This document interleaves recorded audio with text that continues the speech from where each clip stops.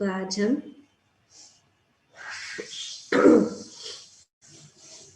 इस भगवद गीता के 12वें अध्याय के 20वें श्लोक को पढ़ रहे।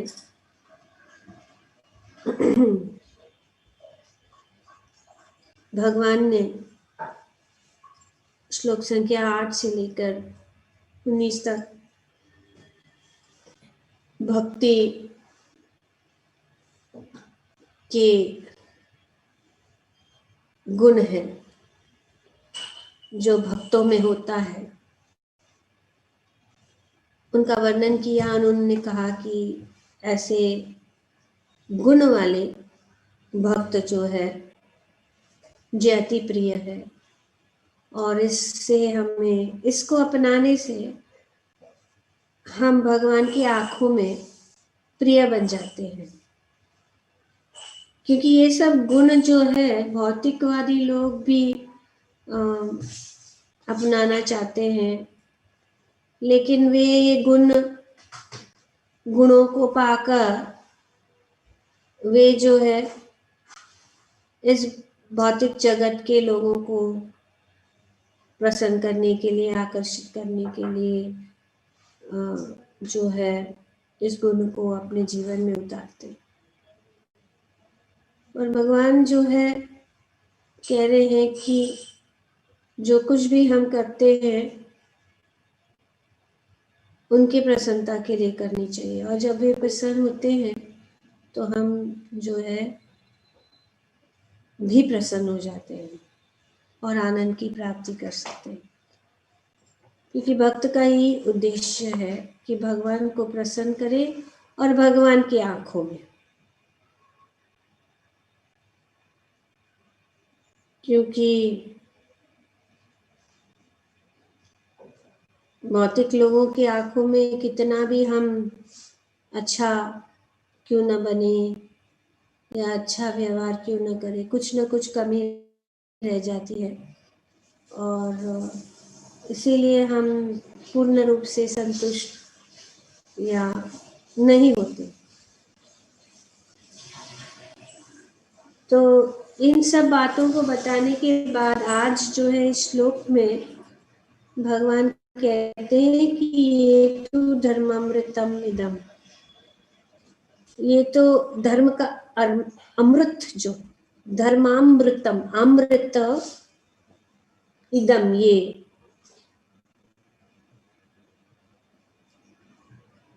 तो जो कोई भी इसका पालन करता है,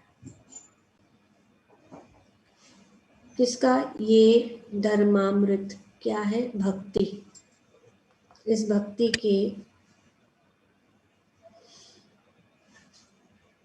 अमर पथ का अनुसरण करता है, और जो मुझे ही अपना चरम लक्ष्य बनाकर श्रद्धा सहित पूर्ण रूपेण संलग्न रहता है, वे भक्त मुझे अत्यधिक प्रिय है।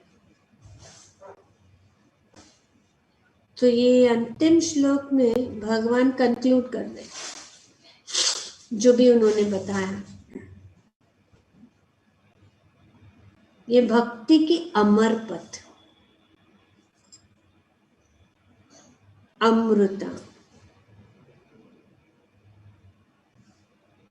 इदम, इदम ये भक्ति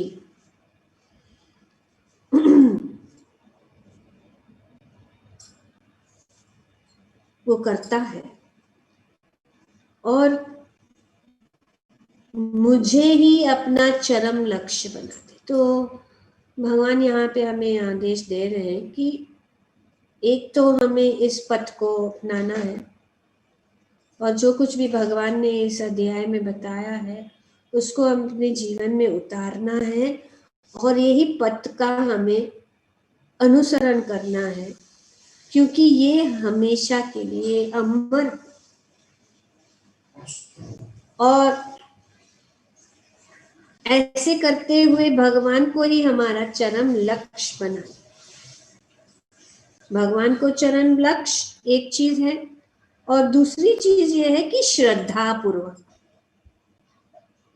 भगवान को चरम लक्ष्य तो बनाते हैं, लेकिन बहुत जरूरी है कि श्रद्धा भी पूर्ण रूपेण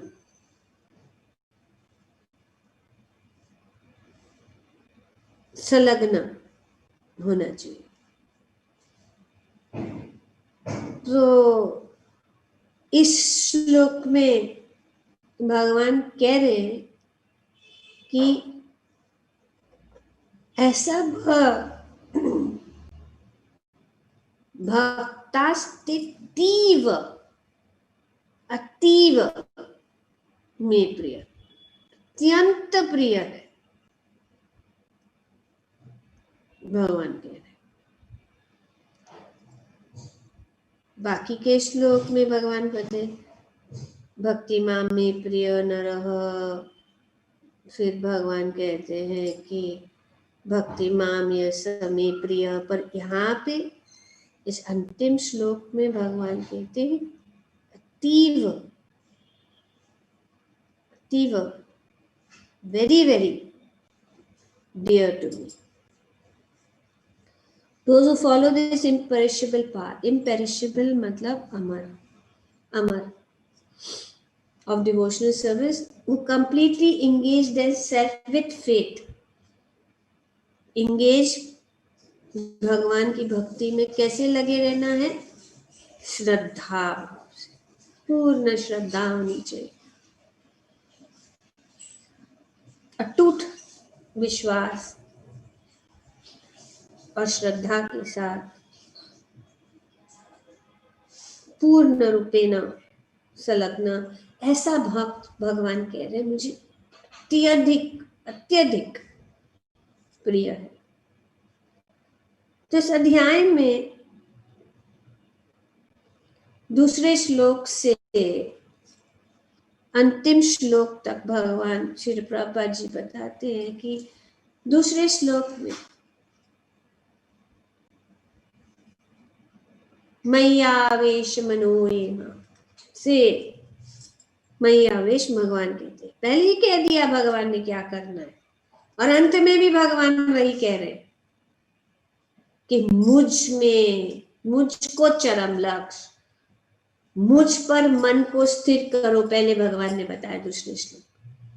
अब वे कंक्लूड कर रहे, फिर से वही बात बता रहे कि मुझ पर मन स्थिर करो। यहां पे भगवान कह रहे हैं कि मुझ ही में अपना, मुझी को अपना चरम लक्ष्य बनाओ।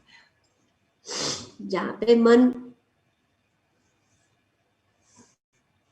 रहेगा वही हमारा लक्ष्य। तो मुझ पर मन को स्थित करो से लेकर ये तो धर्मामृतम इदम, नित्य सेवा, इस धर्म को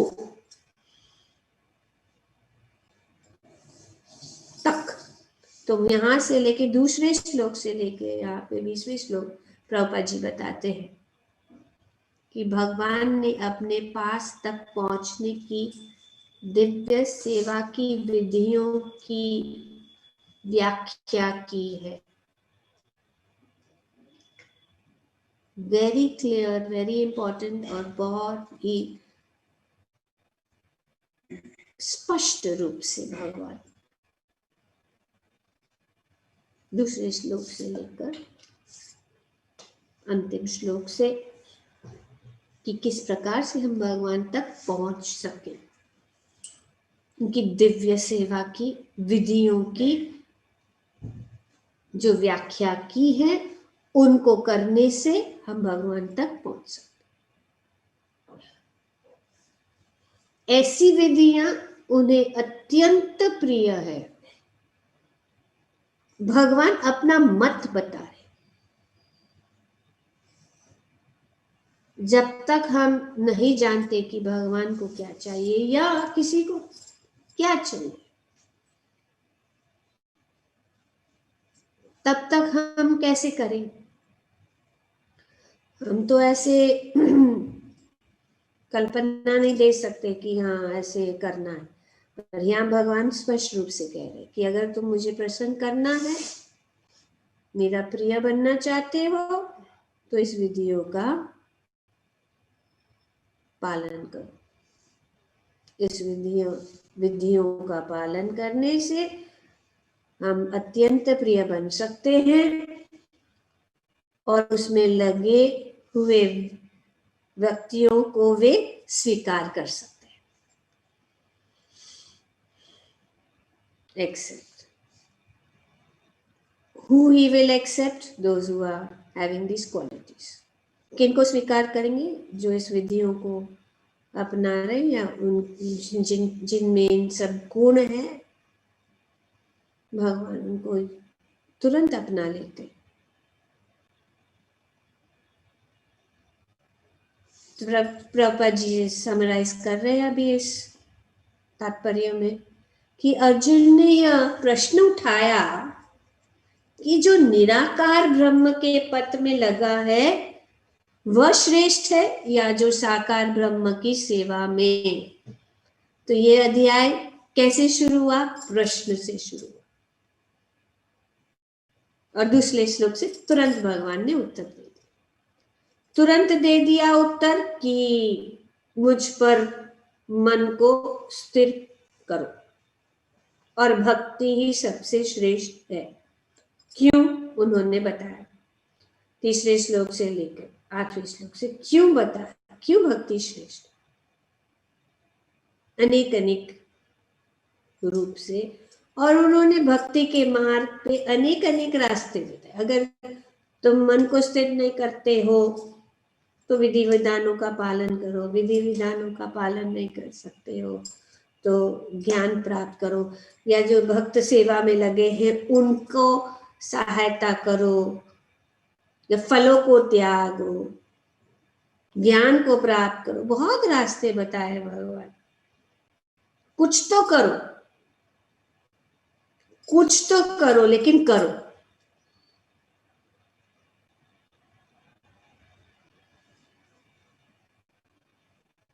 किसमें? भक्ति के मार्ग, क्योंकि भक्ति श्रेष्ठ, बाकी की बात करने की कोई जरूरत ही नहीं। जिस व्यक्ति या जो भक्त भगवान को प्राप्त करना चाहते हैं तो ये मार्ग है, भगवान बता दे इस पूरे अध्याय में। इसीलिए ये अध्याय बहुत ही महत्वपूर्ण है, इम्पोर्टेंट है कि हम उसको समझे और उसको अपनाएं, क्योंकि डायरेक्टली भगवान बताते कि हमें क्या करना चाहिए। भगवान ने इसका बहुत स्पष्ट उत्तर दिया कि आत्मा साक्षात्कार की समस्त विधियों में भगवान की भक्ति निस्संदेह सर्वश्रेष्ठ है। Clear point? भगवान ने उनकी भक्ति सर्वश्रेष्ठ है। दूसरे शब्दों में इस अध्याय में यह निर्णय दिया गया है कि सुसंगति से मनुष्य में भक्ति की प्रीति आस्तिक उत्पन्न होती है, जिससे वह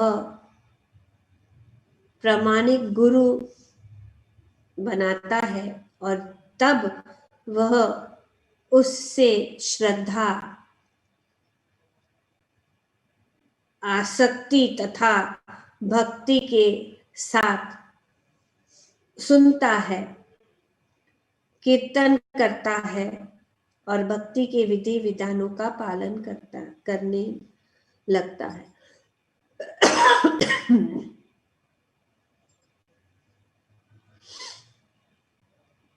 तो भगवान यहाँ पे बताते हैं कि सुसंगति, कुसंगति में सु, जो गुड एसोसिएशन, संगति संग में। कैसे संग? भक्तों का संग। तो भक्तों के संग में रहने से ये जो गुण है और भगवान के प्रति लगाव जो है डेवलप हो सकता है, नहीं तो वो डेवलप होना कठिन है। डेवलप कैसे होगा? भक्तों के संग।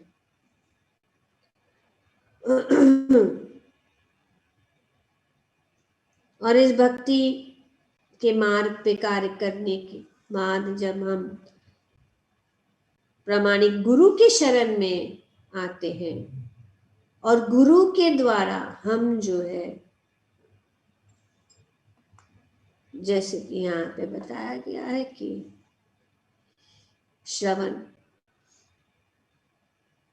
सुनते हैं, कीर्तन करते हैं और भक्ति के विधि विधानों का पालन करने में लगे रहते हैं, तो जो है ये हमारे अंदर ये भक्ति जागृत होती है और हमारे अंदर भगवान के प्रति प्रेम की भावना जो है जागृत होती है। इस तरह वह भगवान के दिव्य सेवा में तत्पर हो जाता है। तो ये भी एक विधि है, इसीलिए संग की बहुत जरूरी है। और ये कार्यक्रम जो हम कर रहे हैं इसीलिए, ताकि हम एक दूसरों का संग प्राप्त कर सकें। और संग में रहने से जो है हमें प्रोत्साहन मिलता है कि भक्ति में आगे बढ़े, सुनने का अवसर प्राप्त होता है, कीर्तन का अवसर प्राप्त होता है और इस सेवा का अवसर प्राप्त होता है। मेरा संग से कैसे होगा? सेवा कैसे मिलेगी? सेवा कैसे करेंगे? कैसे करे, क्या करे, कुछ नहीं पता लगा। कीर्तन क्या करे, क्या सुनना है, क्या क्या चीजें हैं। जैसे आज की सुबह के श्रीमद् भागवतम के श्लोक में बताया गया कि जो सुनने का अर्थ क्या है, भगवान के साथ संबंध जो तो इस तरह भगवान की दिव्य सेवा में तत्पर हो जाते हैं, संग में रहकर, दूसरों को देखकर कि कितना उससे हमें इंस्पिरेशन मिलता है, इंस्पायर हो जाते हैं। तो हम इस मार्ग पर तत्पर हो जाते हैं। इस अध्याय में इस मार्ग की संस्तुति की गई है, तो इस अध्याय में सब बताया गया। अतएव इसमें कोई संदेह नहीं रह जाता कि भगवत प्राप्ति के लिए भक्ति की आत्म साक्षात्कार का परम मार्ग है। भक्ति ही इसमें कोई संदेह नहीं है कि यह नहीं रह जाता कि भगवत प्राप्ति के लिए भक्ति ही आत्म साक्षात्कार का परम मार्ग है। आत्म साक्षात्कार का परम मार्ग कौन सा है? भक्ति। यहां पे बताया, भगवान ने बताया ये भक्ति ही है। दूसरे शब्दों में, जब तक उससे शुद्ध भक्त की संगति करने का अवसर प्राप्त नहीं होता, तब तक निराकार की धारणा लाभप्रद हो सकती है। तो ये निराकार की भावना लाभप्रद है, ऐसा नहीं है कि वो लाभ नहीं देगी, लेकिन कब तक? जब तक शुद्ध भक्त की संगति नहीं प्राप्त हो जाती, ये लाभप्रद है। परम सत्य की निराकार धारणा में मनुष्य कर्म फल के बिना कर्म करता है और आत्मा तथा पदार्थ का ज्ञान प्राप्त करने के लिए ध्यान करता है, जो बताया गया पहले। तो यहाँ पे प्रभुपाद जी समराइज कर रहे हैं कि परम सत्य की निराकार धारणा से मनुष्य कर्म फल के बिना कर्म करता है और आत्मा तथा पदार्थ का ज्ञान प्राप्त करने के लिए ध्यान करता है। तो कर्म योग, ध्यान योग, ये तभी तक आवश्यक है जब तक शुद्ध भक्त की संगति प्राप्त न हो। एक बार अगर शुद्ध भक्त की संगति प्राप्त हो जाए तो ये जरूरत नहीं है जो यहाँ पे बताया गया। कब तक करना है? निराकार धारणा, ये सब जो है लाभप्रद हो सकती है। कब तक? जब तक शुद्ध भक्त की संगति प्राप्त न हो तब तक। ये तभी तक आवश्यक है जब तक शुद्ध भक्त की संगति प्राप्त न हो। सौभाग्यवश यदि कोई शुद्ध भक्ति में सीधे कृष्ण भावनामृत में लगना चाहता है तो उसे आत्म साक्षात्कार के इतने सोपान पर नहीं करने होते, इतने सोपान पार करने नहीं होते। तो ये एक सोपान है, स्टेप्स है भक्ति तक पहुंचने के लिए। पर डायरेक्ट अगर कोई भी चला जाए, डायरेक्ट सौभाग्यवश कोई भक्ति को प्राप्त कर ले तो उसे इतने सारे सोपान को पार करना नहीं पड़ता।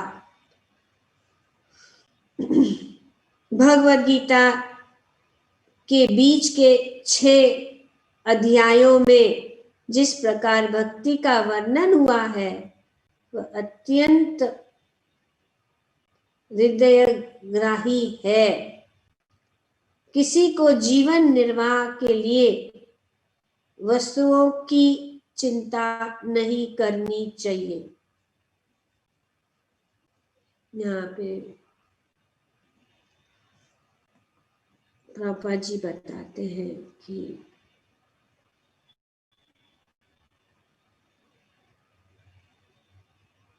अपने जीवन निर्वाह के लिए जरूरत नहीं, क्यों?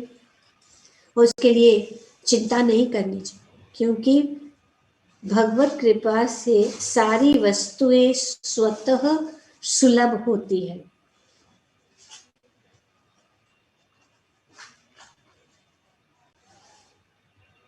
किसी को जीवन निर्वाह के लिए वस्तुओं की चिंता नहीं करनी होती, क्योंकि भगवत कृपा से सारी वस्तुएं स्वतः सुलभ होती है। इस प्रकार श्रीमद् भगवद गीता की 12वें अध्याय भक्ति योग का भक्ति वेदांत तात्पर्य पूर्ण हुआ। हरे कृष्ण। तो बहुत ही सुंदर अध्याय है, अति प्रिय है भक्तों को भी। और हर एक श्लोक के ऊपर हम ध्यान करना चाहिए। और फाइनली श्री चैतन्य महाप्रभु ने उसको यही भगवद गीता का ज्ञान शिक्षा कम ने दिया। नादपि समीचेना तरोरपि सहिष्णुना अमानी न मानदेना कीर्तनिया सदा हरि। कॉम्पैक्ट कर दिया श्री चैतन्य महाप्रभु। न धनम न जनम न सुंदरीम कविताम वा जगदीश गाम मम जन्मनि जन्मनीश्वरी भवताद्भक्ति अहेतु की। तो ये परम भक्ति की विधि है। और हर भक्त को अपने जीवन में जितना भी हो सके अपनाने की कोशिश करना चाहिए। पर इसकी सुंदरता यही है कि ये सब गुण जो है, जब हम भक्ति में लगते हैं, सेवा में रखते हैं, संग में रहते हैं, वे सब गुण जो अपने आप जो है हमारे अंदर आ जाते हैं। हम देखते हैं क्योंकि अनुभव है कि कितने अनेक अनेक प्रकार के अनेक अनेक श्रेणियों के जो भक्त हैं जो जुड़ जाते हैं और कैसे उनके जीवन में बदलाव आ जाता है। ऐसे ही संग में रहते रहते वो बदलाव आ जाता है। हम खुद अनुभव कर सकते हैं अपने जीवन में और देख सकते हैं दूसरों के जीवन में। ये है भक्ति की शक्ति। Hare Krishna. Thank you very much. आज हमने कंप्लीट किया। कल मैं चाहूंगी कि आप लोग सब लोग अपना कोई भी एक प्रिय श्लोक को पढ़े या दोहराए। इतने सारे श्लोक हैं इस सुंदर अध्याय में। मैं चाहूंगी हर एक व्यक्ति आप लोग इस पूरे अध्याय को पढ़िए और उसमें से हर एक श्लोक तो प्रिय है, लेकिन हम हर एक जो इंडिविजुअल्स है, हमारी भावना जो है कुछ चीजों के ऊपर और भी ज्यादा जाती है और हम इस निष्कर्ष पे आएंगे कि ऐसा नहीं है कि सबको अलग बोलना है। कोई भी श्लोक चुनिए आप। एक व्यक्ति बोलेगा, दूसरा भी वही बोलेगा, तीसरा भी वही बोलेगा, या चौथा वो नहीं बोलेगा, कुछ और बोलेगा, वो भी ठीक है। तो ये आपका मेडिटेशन होगा इस शुभ कार्तिक के महीने में भगवान की श्री चरण कमलों में, और कल का दिन हम इसमें ही बिताएंगे और फिर हम इसका स्मरण करने हेतु सुंदर क्विज जो है उसको हम उसका आनंद लेंगे। तो आप लोग अपना नाम दे दीजिए, सिया माता जी को अपना नाम दे दीजिए जिन जिनको क्विज कंपटीशन में भाग लेना है। कंपटीशन में ये क्या करें, क्विज के आनंद में भाग लेना है, तो नाम दे दीजिए और फिर हम टीम्स बनाएंगे। जैसे सब लोग तैयार भी है to break the teams and mingle the teams again. ये अच्छी बात है कि हम हमेशा ग्रुप में ग्रुपिज्म नहीं होना चाहिए। सब एक साथ काम, सब बराबर है, कोई श्रेष्ठ नहीं है और कोई नीचे नहीं है। भगवान की नजरों में सब बराबर है। ठीक है? Okay, any suggestions, any questions, any doubts, any comments? माता जी बहुत बहुत धन्यवाद। पूरे कार्तिक मंथ में आपने हमारे को 12वां अध्याय इतने अच्छे से आपने पूरा समझाया और रोज इस पे मेडिटेट कराया। माता जी एक क्वेश्चन मैं पूछना चाहूंगी। तक कृष्णा ने तो ज्ञान का पाठ, कर्म योग एंड भक्ति योग तीनों समझाया। And Chaitanya Mahaprabhu, he said Gyan and Karma is Vishay Bhanda. I think he used that term. So why is that so much? क्योंकि अनेक अनेक जो भावनाएं होती है अनेक अनेक लोगों को, किसी न किसी प्रकार से जो है भक्ति में हमें लगना है। श्री चैतन्य महाप्रभु का उद्देश्य यही है कि भक्ति को, ज्ञान और कर्म जो है ठीक है, लेकिन ज्यादा बल दिया गया है इसके ऊपर, भक्ति, भगवत प्रेम, और वो भी सबसे सर्वोच्च स्तर, माधुर्य रास। तो भगवान के प्रति भक्ति कैसे, जिस प्रकार से श्रीमती राधा रानी, इसी भाव से तो भगवान जो है प्रकट हुए, उस अवतार से, उस भाव से। तो भक्ति श्रेष्ठ है।